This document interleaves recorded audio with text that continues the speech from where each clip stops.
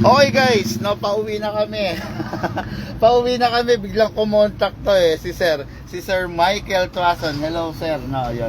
Bigla siyang kumontak, so nagpahabol ng unit. So, since malapit rin lang naman kami sa area, binalikan namin siya, no. Kailangan kasi itong ano na to, itong video na to, para kasi bago lang sir, no, newbie, no.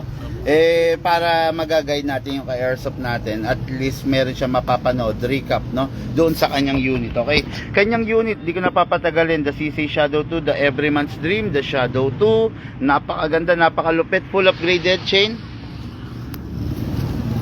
Sir Michael, medyo bibilisan ko na to, ha. Mga airsoft full upgraded na to, so naka-fine tuning, naka-trigger lock, lahat nakakarga na rito, no? Naka-fix outer barrel na rin, so wala nang gagawin yung bossing natin, no? Sir, release the magazine, ito po.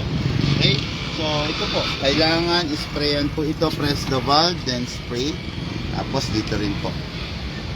Gagawin mo lang yan sir sa tuwing makikita mong tuyo siya. Okay, tapos sa unit sir, kasa i-lock manually, ito po. Then, sprayan mo lang po ito.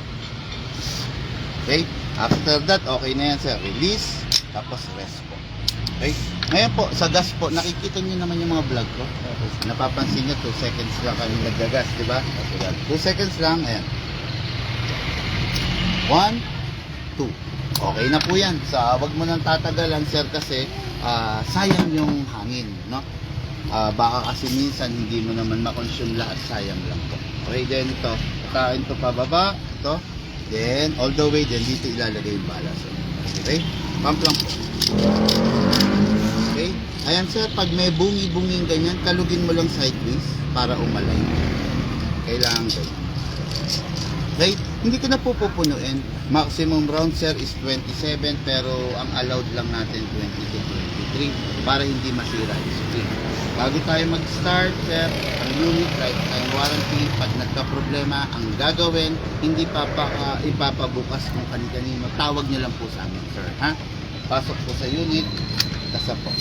Ready to fire. Ano, sir? Ayaw.